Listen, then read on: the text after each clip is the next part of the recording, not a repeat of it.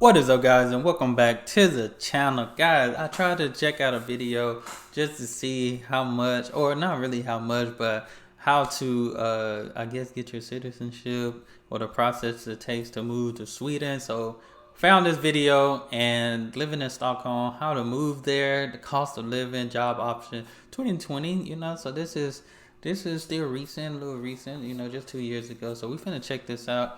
Y'all hit that subscribe button, send down those recommendations. Y'all let me know, it's different. This is in Stockholm.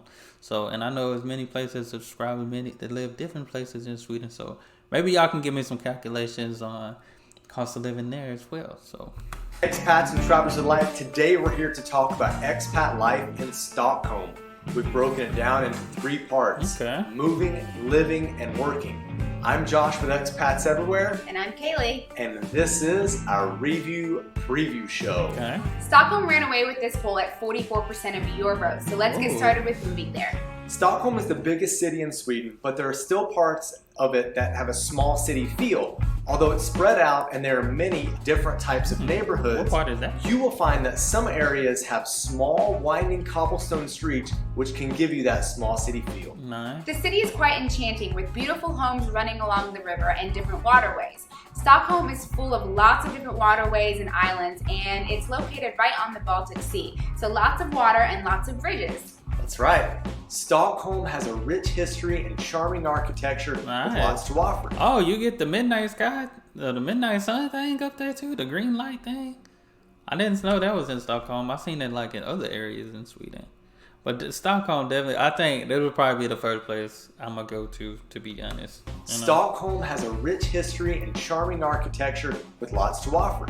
You can get a great mix of the old feel and the new feel. So what neighborhood fits you? We're going to break down a few, but since we don't speak Swedish and aren't even going to attempt these names, we have asked a fellow YouTuber, Victor, to help us out. Hey, Victor. Victor's from Sweden. He has a YouTube channel about mindset and mental health, and he's a great friend of ours. Nice. Okay, Victor, take it away on the first district.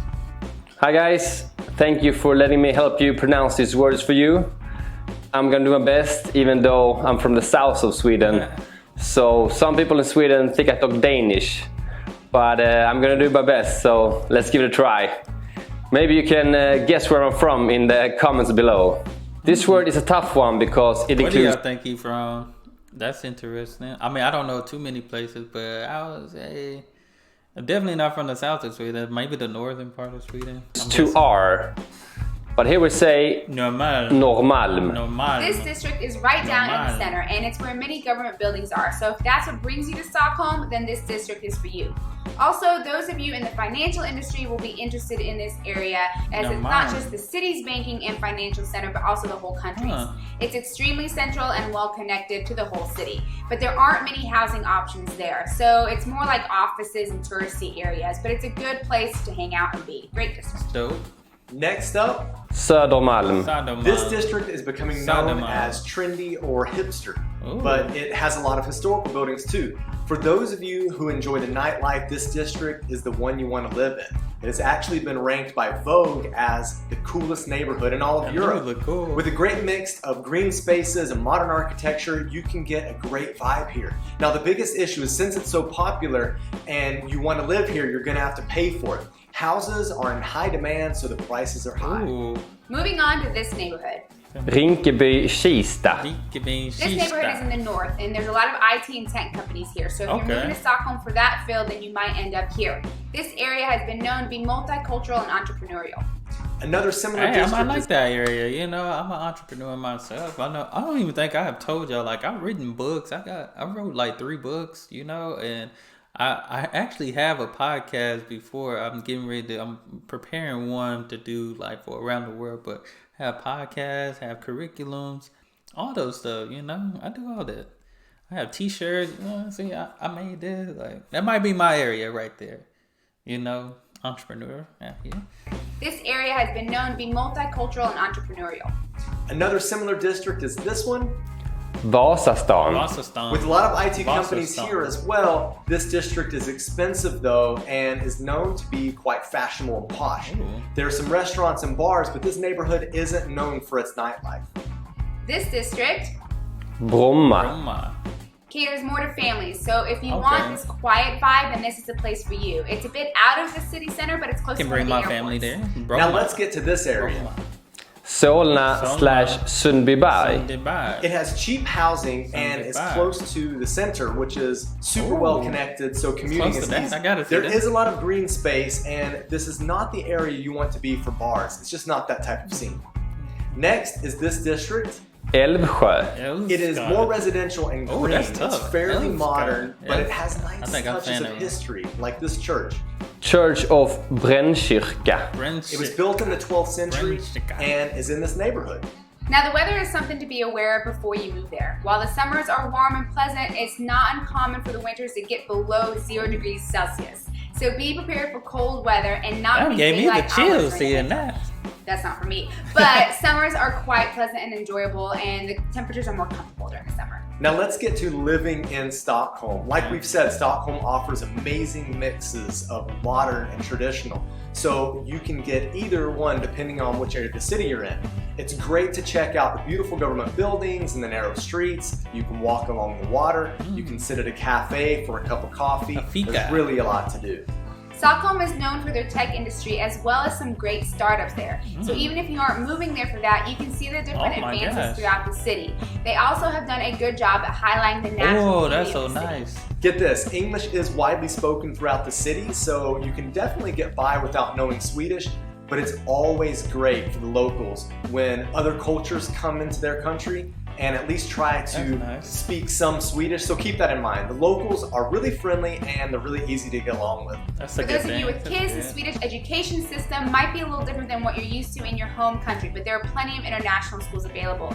Their education is known worldwide for being high quality. That's true, and the public education is free, but you of course have to pay for international schools, and like most places, the cost of international schools is not cheap. It's on the higher end in Stockholm just because the cost of living is higher. So the taxes don't cover that? Well, that makes sense since it's international, because I think even here in the U.S., like international have to pay a little bit more, which sucks.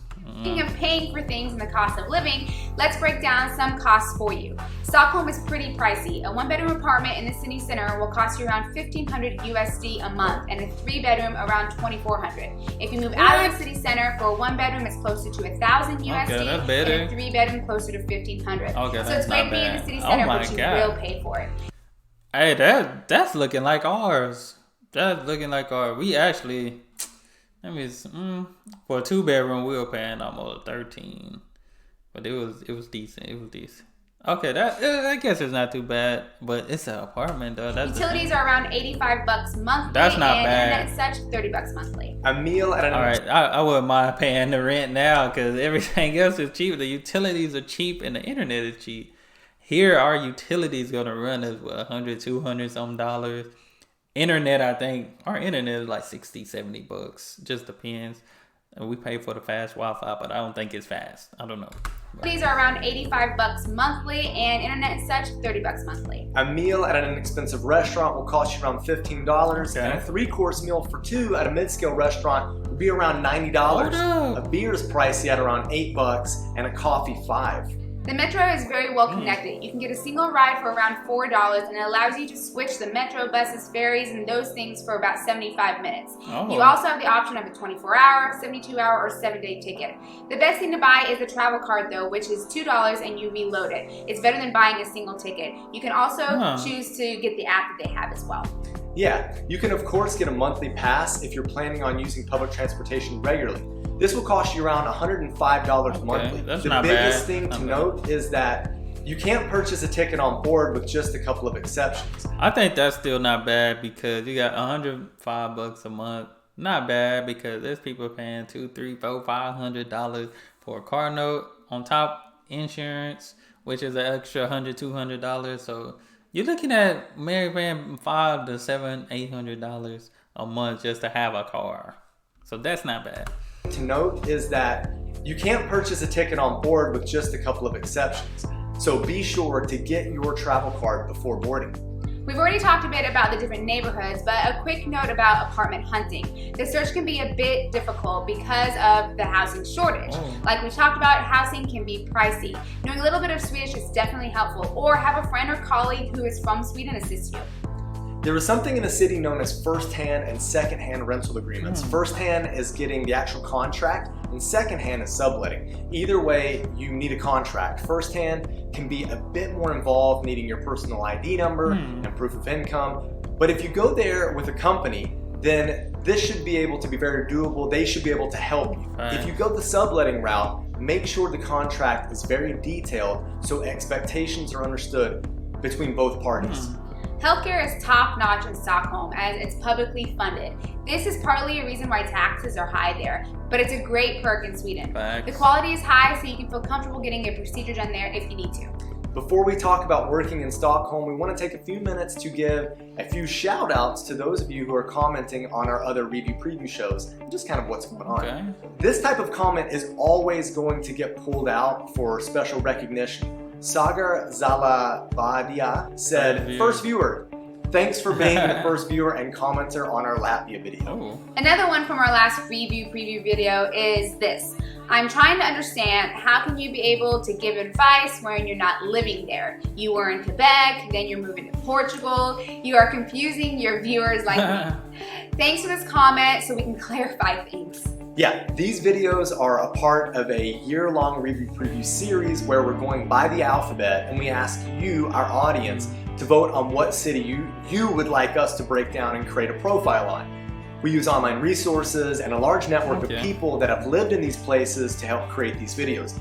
We even try to source interviews for you all so you can hear from expats that have lived there after you've seen the city. See, that's why I wanted to do the podcast, because I was like, you know, I could give information just from learning new, but why not hear it from a person already living there? I kind of see what that subscriber were coming from with that one, you know, even though that's not part of the video, but you know, you still, I know people probably question me on why I'm doing these videos as well, and want to know when I'm going to visit. Like it's a process. Like I get my passport, or I don't get it, but I go through the process. I have my appointment in 2 days, but I still have to wait like 3 to 4 weeks, almost a month and a half, just to even get it mailed to me, you know? So it's a process. So it kind of takes time, but definitely understand.